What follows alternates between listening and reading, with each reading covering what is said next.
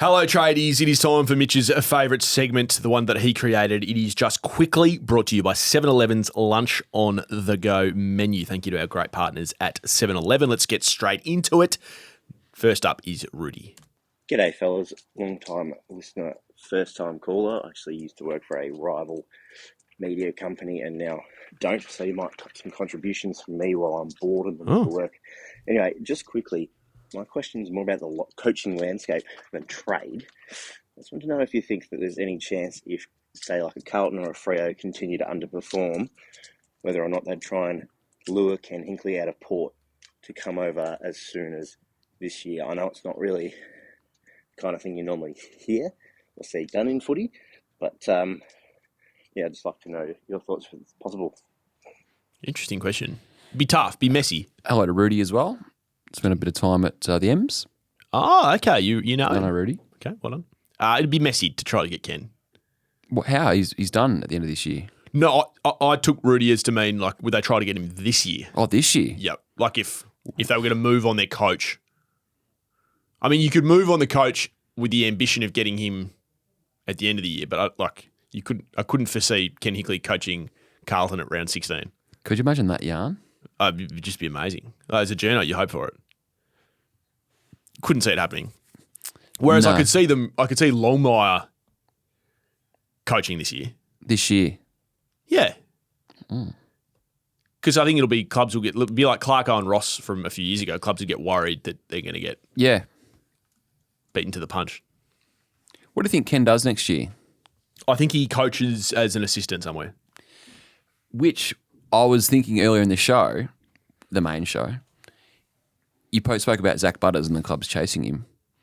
If you're one of those clubs, do you go for Ken for a little 2 or 3 years, given the connection you've spoken about with Hinkley and Butters? I don't think you go after a coach in order to get a player. I think coach is too important. You want a long-termer. No, as an assistant. Oh, as an assistant, yes, you do. Yeah, 100%. Thanks, Rudy. Ken and Tassie's got some legs, I reckon. Has it? Well, Is Tassie happening? wait for the air raid. Air raid. Hello, John. G'day tradies, John here from Perth. Just quickly, regarding the Eagles trade with the Hawks for Tom Barrass, is there any way within the current trading rules that could have allowed West Coast to negotiate with the Hawks to secure the best of the first and second round draft picks at the end of the 2025 season, rather than having to pick a team and pick a set of first and second round draft picks 12 months out? For situations like this, where a team has multiple future picks within the same round, I think it would be a great addition to trading if teams could trade picks with a guarantee attached that they receive the best or the worst available within that round, depending on what is negotiated. This would ensure teams are protected from some of the downside risk associated with trading of future picks. I hope this makes sense and keen to hear your thoughts. Thanks. That's one of the best questions I've heard in a long time. Love it. Is there a rule? I assume not. I don't. They couldn't do that. But you could do whatever, couldn't you? Well, it is the AFL. They do make it up as they go. So Oh, actually, I you don't probably have belie- to sign off on the point. yeah, I don't think you'd be able to have the option. But you have to pick, which is what makes it so exciting. Yeah. But to John's point, it would take the risk out of it for West Coast if you could just have the best of the lot. Hawthorn probably would have done that last year. They probably would have. They were so desperate for Barras. Yeah. I believe it exists in the NBA. Does it? Yeah. Yeah, so you can choose to have the best because they're trading so far in advance, They Yeah. could be trading a pick in 5 years' time. They're saying we want the best version Yeah. of that pick. And there's protected picks and all that sort of stuff, right? Such a good question. Maybe that's something they should look to introduce. They're always trying to add a bit of spice to the. It's only a few years ago we couldn't live trade, and now we can trade 2 years in advance. We can live trade during the draft. Well, they are big listeners at AFL House of Tradies. I learnt that recently after my jumper clash. I may have gotten a clip. Actually, just on that, before we get to, Just quickly. I got a message. What are the AFL going to do this week for Gold Coast Adelaide? Oh, no. Oh, no. Well, Gold Coast home game. Adelaide will have to wear white, right? Because Gold Coast have got that all red.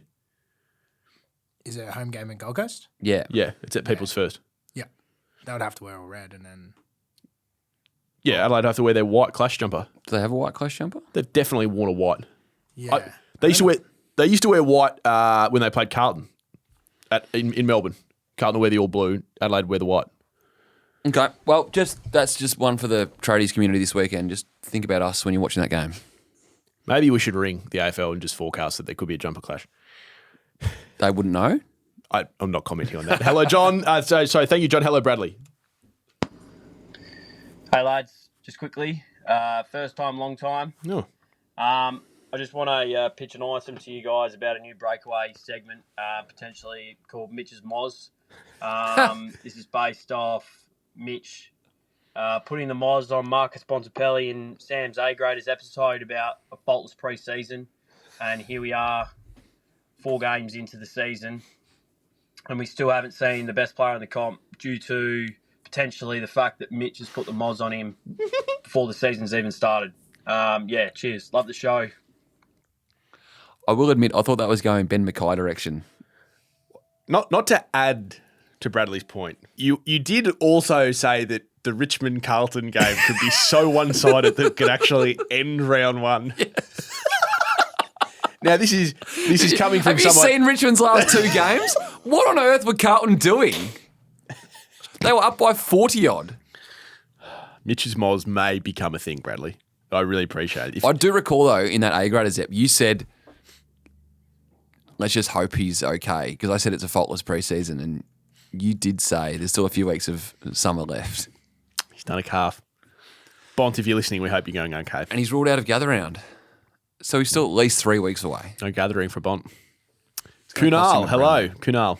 Mitch, Sam, hope all is well. Sam, getting a little bit frustrated by you at the moment that you haven't attended a coach's post-match press conference. So, Mitch, I hope you can agree to this, that we're going to put a bit of a timeline pressure on Scoop here. They've got the Pies next week. So if they go 0-4, Scoop, you're attending a post-match presser in round 5. And then just before you ask a question to the coach, I'd like you to just put your hand up and go, just quickly.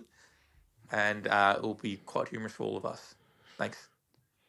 I was worried we didn't get the just quickly at the start, but we got it at the end, just there.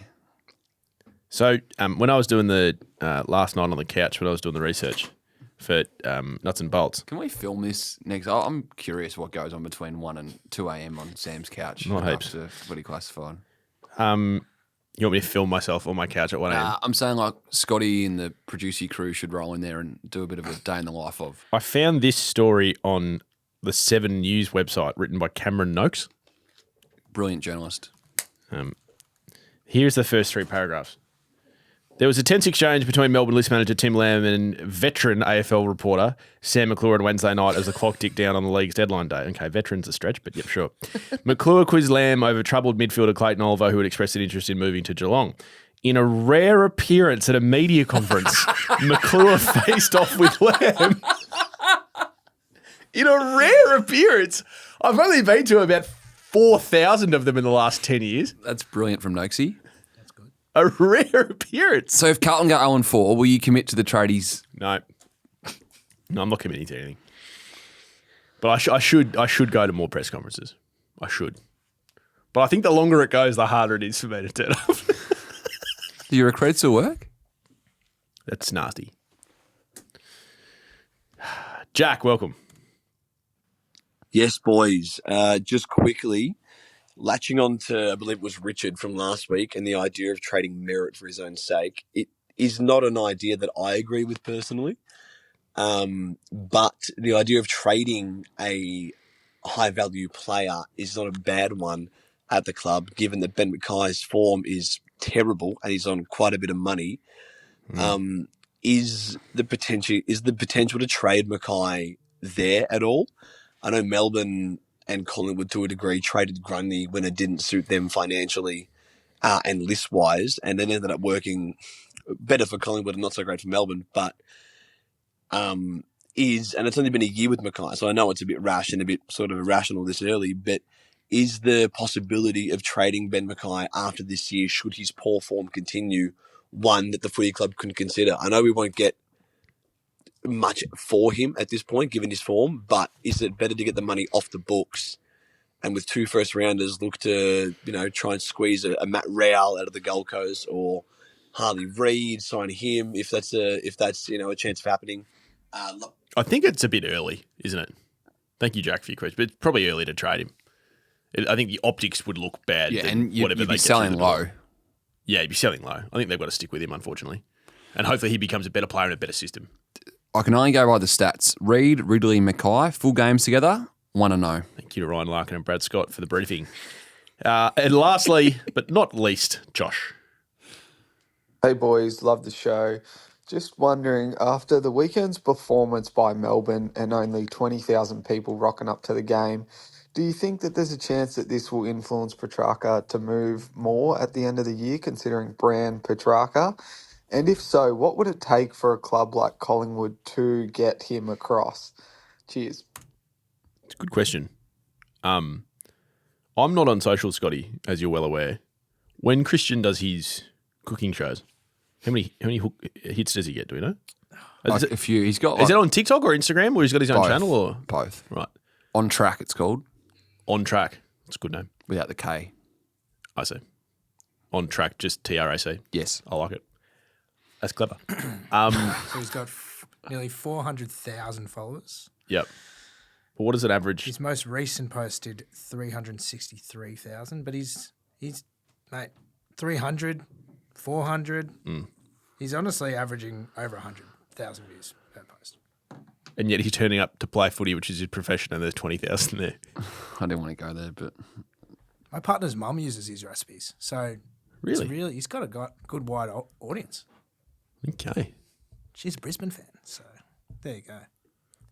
so the question is he going to grow that audience more if he's playing for Collingwood or Carlton? I would argue that people know who he is anyway. I think it's less about that, less about the notoriety, and more about that Carlton and Collingwood would open more doors commercially. I think it's more about that. Collingwood is still sponsored by Emirates, aren't they? Yeah. Yeah. So, Melbourne have got big partners. not like that though. Not like Collingwood. So could Petrarca suddenly be doing a cooking show in a first class cabin on his way to Dubai on an Emirates plane? It's those sort of partnerships that I reckon. But do you want to go there as the third banana behind Dacos? I don't think he cares about that. No, but in terms of the commercial stuff, like because Nick's going to be the number one there for a long time. Yeah, but Petrarca's number one at Melbourne, probably in the same conversation as Gorn. different people, very different people. Yeah, I think the answer is it would increase his marketability. But I understand what people are saying, that his brand's already big enough, so moving clubs. Anyway, it's too late now. Like, he's been held against his contract, right? Yeah. He said he's staying for the next 4 years too. Well, then he would be the first person ever to say he's staying and then change his mind. All right, that does us for the Air Raid, brought to you by 7-Eleven's on-the-go lunch menu. Stick around for the siren. Oh, yes.